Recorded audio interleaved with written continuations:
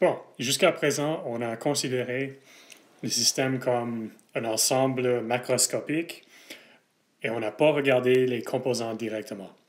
Donc, dans ce leçon, on va regarder un gaz, par exemple, comme un ensemble d'objets microscopiques, puis on va voir les interprétations de l'énergie en forme de chaleur et travail, ainsi que comment on pourra calculer les capacités calorifiques molaires.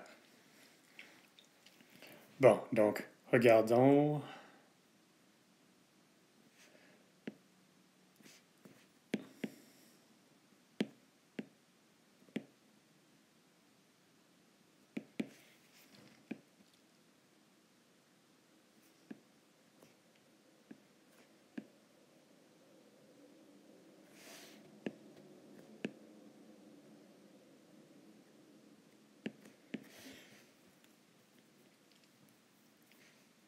Donc, il y a une figure dans le texte qui exprime exactement ce que je veux dire.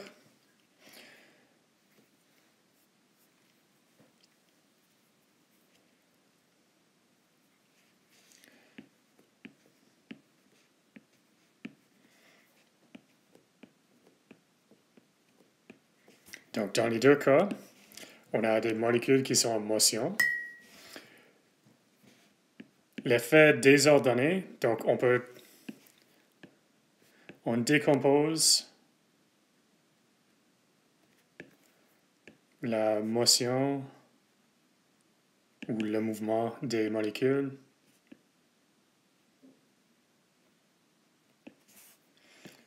en composantes ordonnées et désordonnées.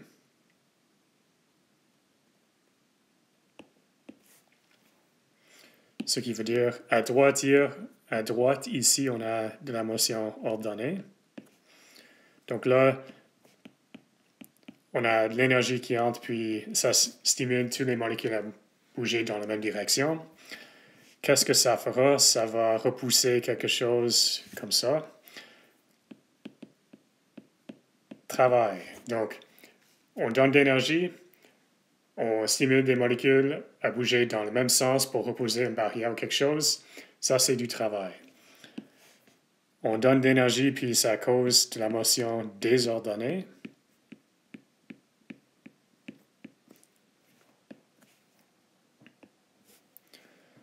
Là, les molécules bougent dans n'importe quelle direction. Ça, c'est de la chaleur.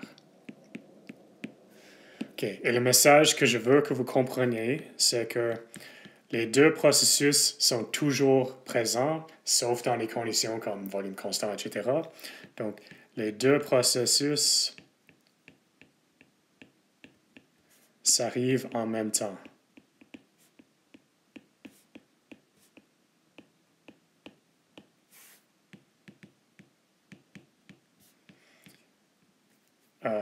À part quand il y a une condition qui empêche une ou l'autre.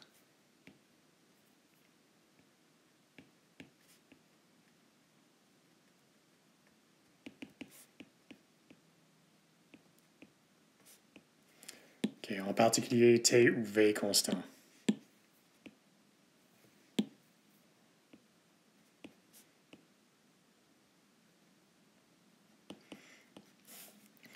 Donc, pour T constant, il n'y a pas de chaleur, puis pour V constant, il n'y a pas de travail. Pour P constant, on a les deux, et ça, c'était le message d'enthalpie. Bon, donc c'est pas mal tout ce que je voulais dire pour ça. Maintenant, on va regarder des molécules individuelles. Donc, disons qu'on a une espèce monoatomique.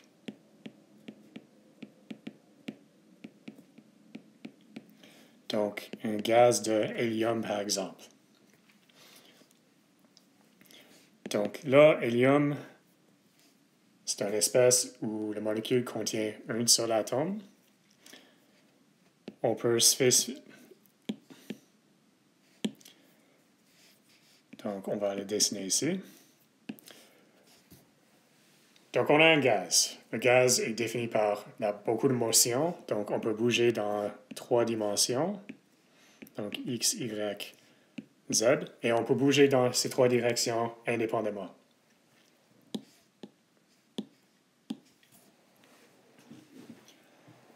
Donc, on a une vitesse Vx, Vy et Vz. Et son énergie cinétique,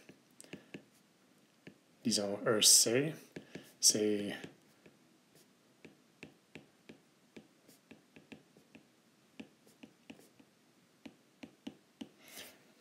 donc on a une contribution des trois directions.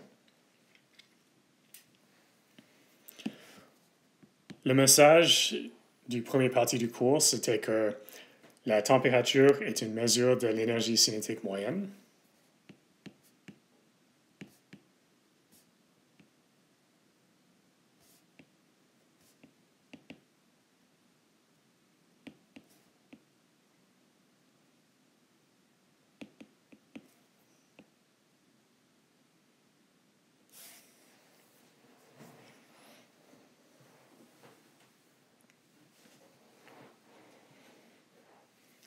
Donc, le message était que EC, c'était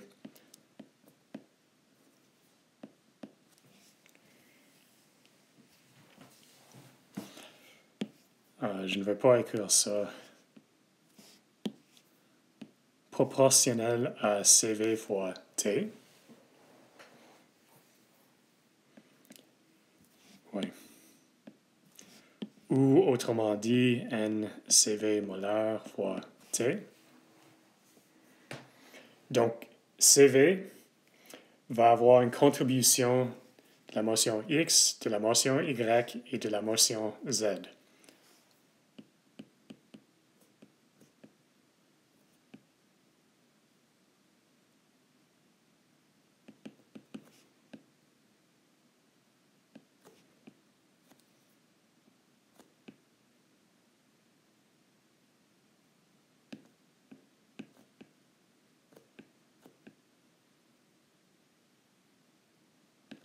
Okay. On va préciser que mouvement dans une direction comme ça, c'est une translation.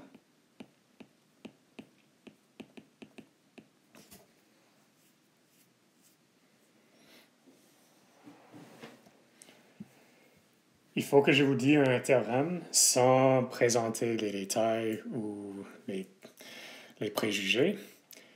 Donc, il y a un théorème qui s'appelle équipartition.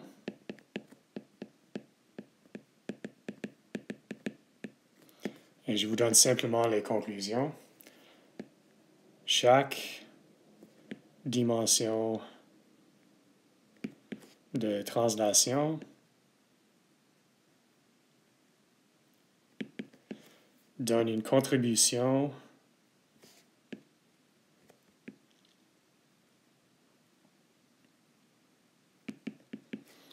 de 1,5 kT, je ne vais pas préciser K pour l'instant, par molécule, ou 1,5 RT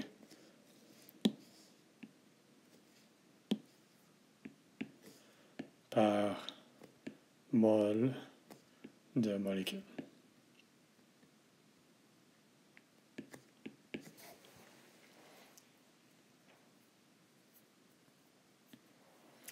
Donc, l'hélium peut bouger en trois directions indépendamment. Donc, on peut décomposer sa motion en trois composantes. Chaque composante donne une contribution de vitesse à l'énergie cinétique.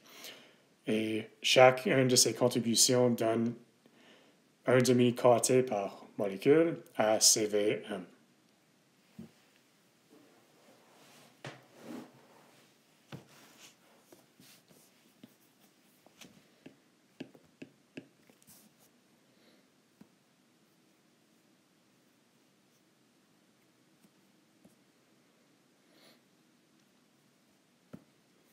Bon, donc je viens d'introduire K, c'est le constant Boltzmann. Je ne vais pas préciser sa valeur numérique, vous verrez pourquoi directement. Puis on a R qui était quoi? Le constant des gaz, que vous connaissez.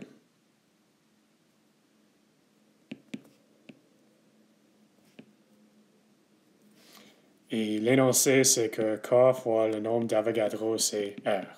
Donc ça, c'est une relation que vous devez savoir dans votre vie. Peut-être pas dans ce cours, mais c'est une relation que vous savez, qui sera importante. La raison pour laquelle K fois T est un montant d'énergie et R fois T est un montant d'énergie. RT, c'est une mesure du montant d'énergie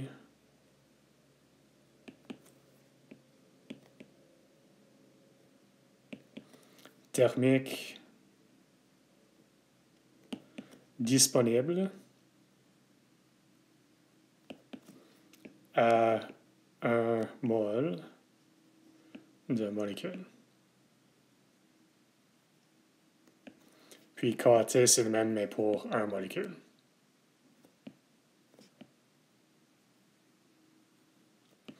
Bon, donc ça, c'est de côté. Je ne veux pas que vous mémorisez ça, mais c'est bon de savoir que R est K fois NA.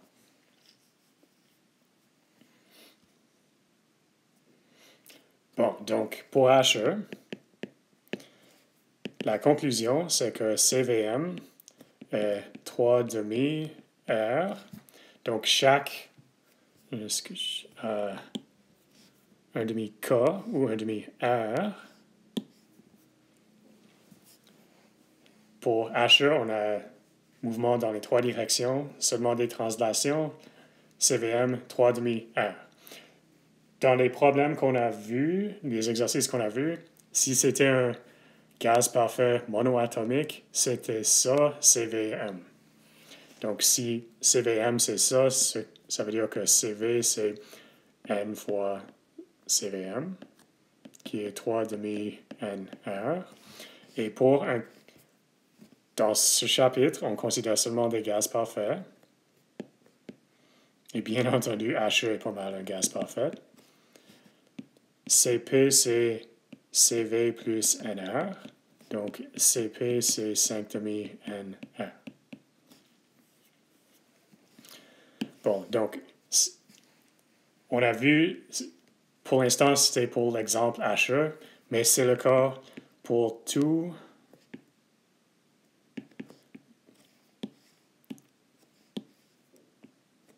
les gaz parfaits monoatomiques.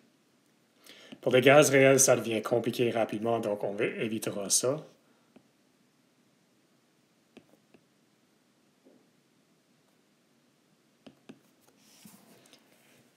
Bon, donc on a dit plusieurs fois monoatomique. Qu'est-ce qui arrive si on a une molécule avec deux atomes? On a quelque chose diatomique.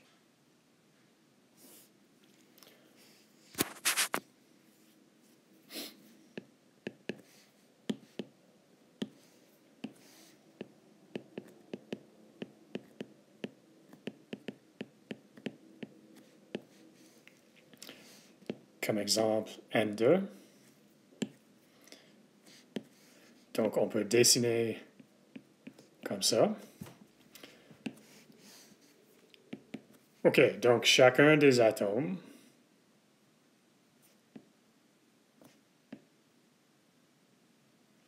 est spécifié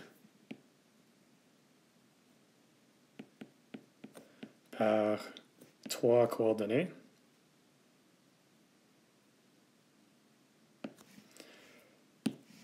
Donc, ce qui veut dire on a 6 égale 3 fois 2, 2 le nombre d'atomes, degré de liberté dans le mouvement.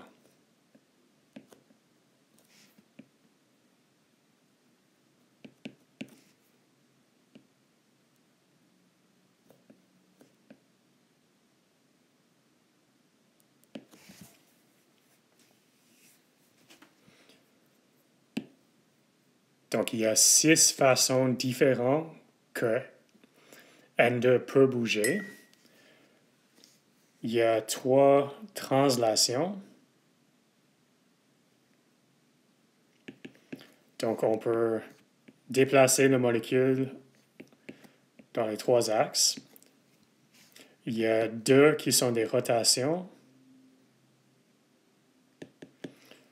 Donc, on peut avoir une rotation autour de cet axe, puis une rotation dans le plan. Si on essayait de faire une rotation sur l'axe qui aligne avec l'axe de symétrie du molécule, ce n'est pas une rotation parce qu'il n'y a pas de mouvement. Donc, il y a seulement deux rotations. Je vous ai dit qu'il y a 6 mouvements, puis il y a une vibration. Donc, c'est quoi la vibration?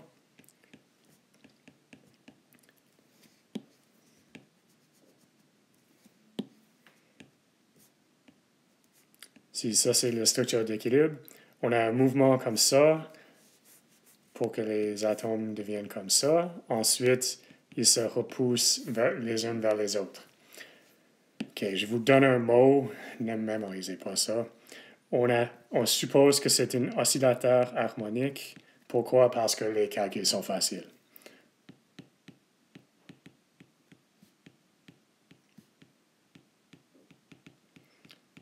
Okay, un oscillateur harmonique est quelque chose que vous connaissez, même si vous ne connaissez pas que vous le connaissez.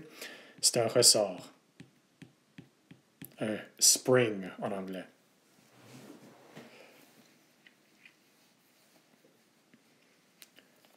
Bon, donc, pour les molécules diatomiques, il y a 6 façons de bouger. 3 sont des translations. Pour des translations, la distance entre les molécules ne change pas et ils restent dans la même orientation. Il y a 2 rotations dans lesquelles la distance intermoléculaire ne change pas. Et il y a une vibration où la distance intermoléculaire change.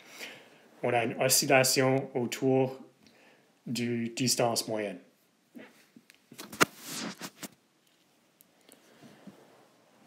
Bon, donc, ce sont tous les mouvements possibles. Je vous donne la conclusion de la théorème d'équipartition.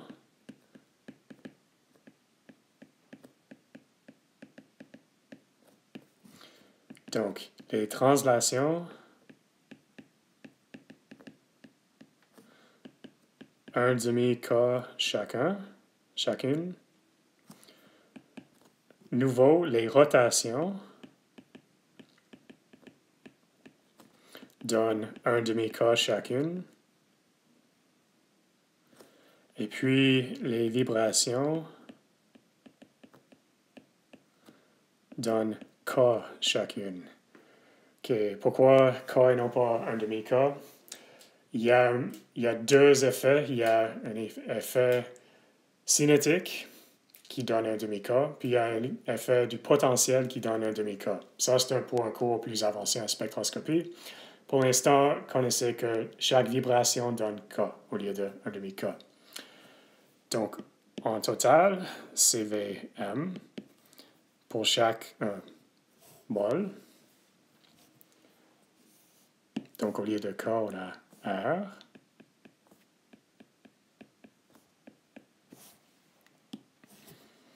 CVM a 3,5 R des translations, plus 2 fois 1,5 R des rotations, plus R de la vibration. Donc, ça nous donne 3,5 plus 3, pardon, 3,5 plus 2, qui nous donne 7,5 R.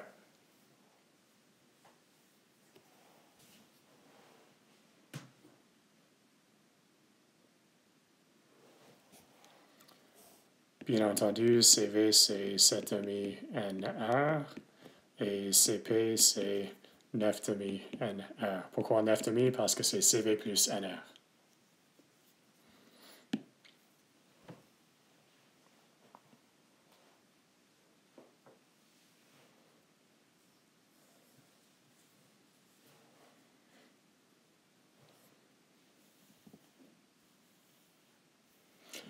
Bon, maintenant on va passer à triatomique.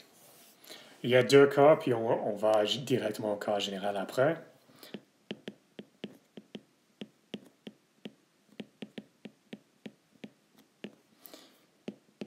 OK, donc on a I3. Disons que c'est un gaz. C'est linéaire. On va regarder le cas non linéaire avant. Puis on verra la différence. H2O. Donc c'est non linéaire. La forme de la molécule est comme ça. Bon, donc il y a 3 atomes.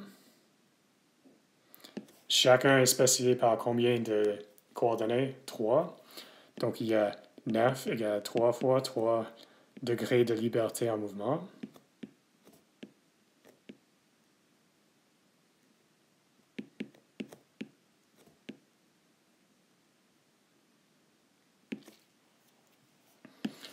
Bon, toujours, on a 3 qui sont des translations.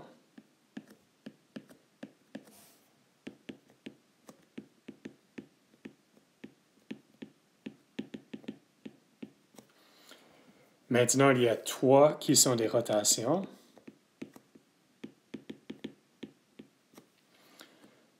Donc, il y a une rotation sur l'axe de Z. Il y a une rotation dans le plan ici.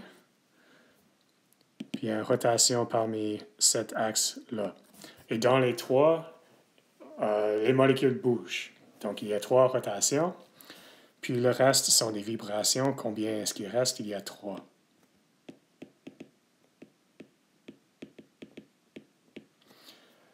Bon, je ne vais pas vous demander de dessiner les vibrations, mais je vais le faire ici parce que peut-être ça vous aidera.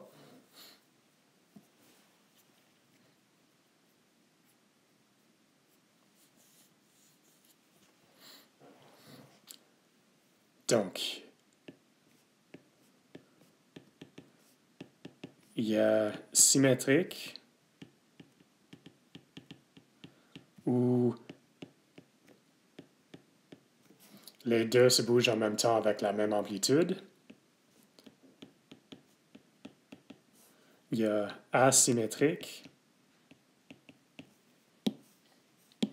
En anglais, symétrique porte 2M, donc je suis désolé.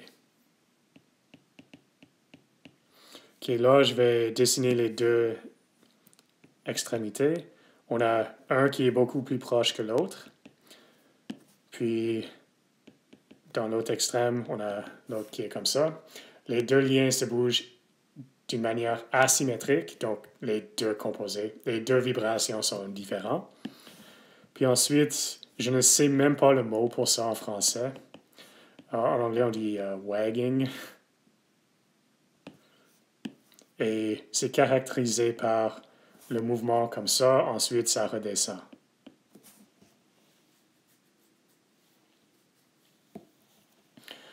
Bon, dans vos cours de spectro, vous allez regarder ça, puis vous serez capable de voir tout ça. On voit les vibrations dans la spectroscopie infrarouge. Bon, donc, c'est quoi CVM? Donc, on a 3 translations, chacun donne un demi-heure, donc ça c'est les translations. Plus combien de rotations? Il y a 3. Puis ici, on a 3 vibrations. Et chaque vibration donne R et non pas un demi-R. Donc, en total, on a 3 demi plus 3 demi nous donne 3, plus 3 égale à 6.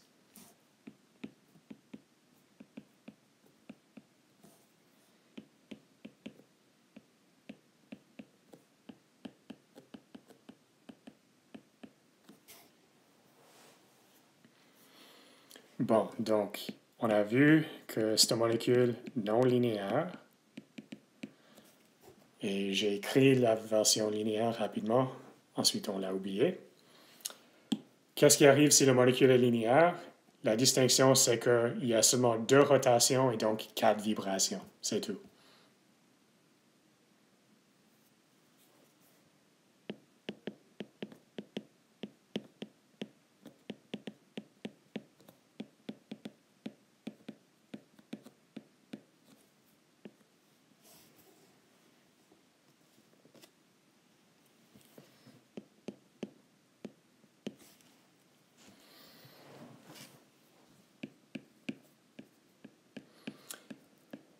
On ne va pas essayer de compter les liens. Pourquoi? Parce que ce n'est pas un exercice productif.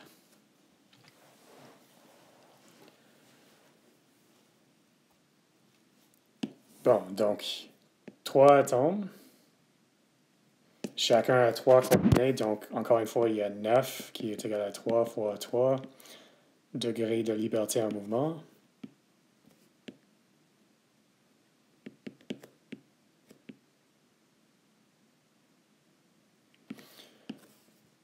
Toujours, on a 3 qui sont des translations.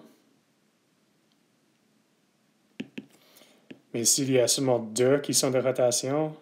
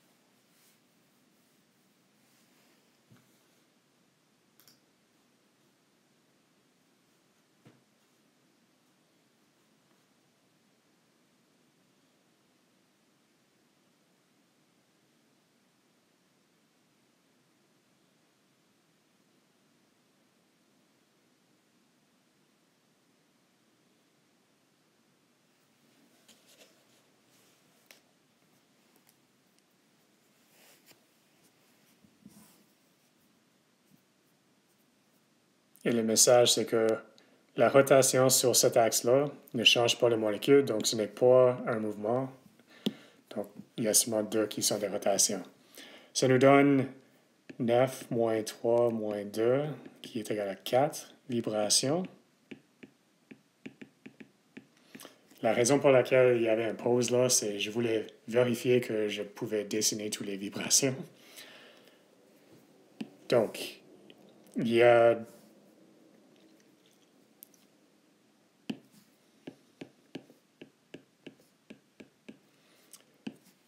une qui est symétrique. Et dans ce cas, le mouvement comme ça est symétrique. Il y a un qui est asymétrique. Et dans ce cas, le atome au centre bouge aussi, ainsi que ça bouge, puis ça bouge. Donc c'est une asymétrique.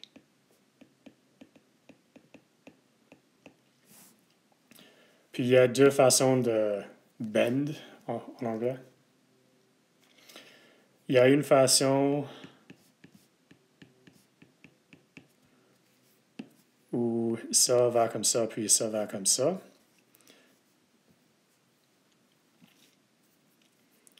Puis il y a une deuxième façon qui est un peu plus difficile à dessiner, où celle-là va dans le plan, puis ces autres viennent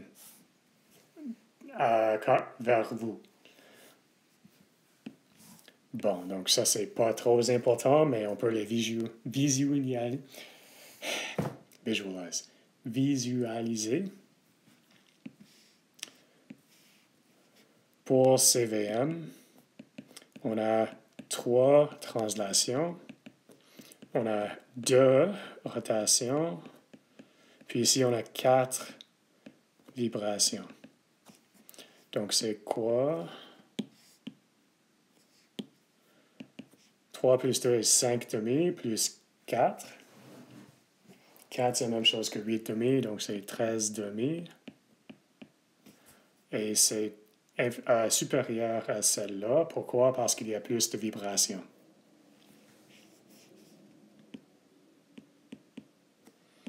Donc, CV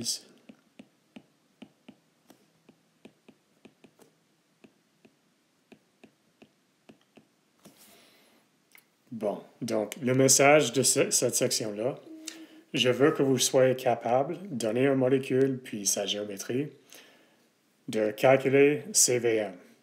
Comment? On compte le nombre de translations, de rotations et de vibrations, puis on les combine ensemble. Donc, pour une molécule, avec N atomes, il y a 3N degrés de liberté de mouvement.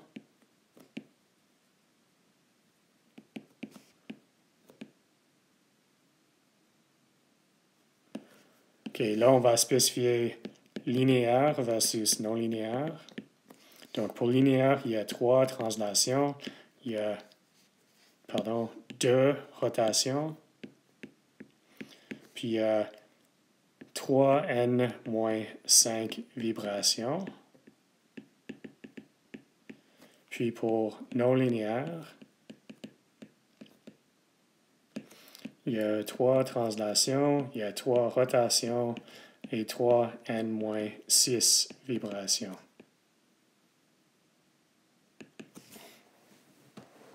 OK, on peut calculer CVM, c'est 3 demi-R pour les translations, plus 2 sur 2 R pour les rotations, plus 3n-5 pour les vibrations.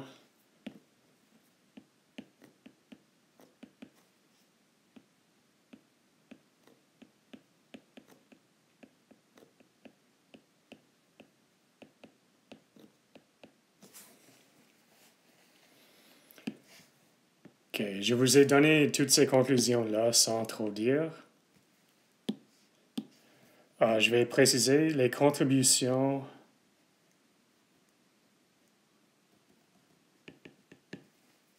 pour la translation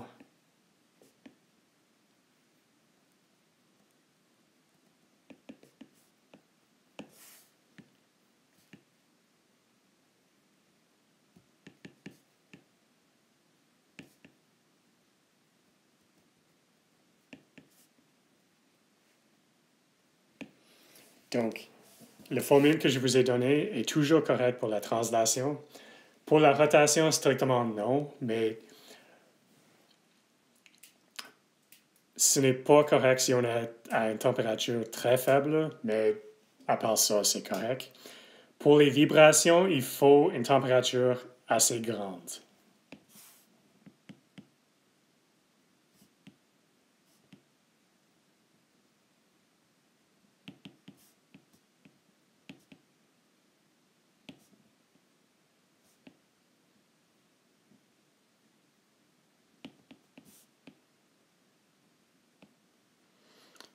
Et c'est quoi le montant qui est assez grand?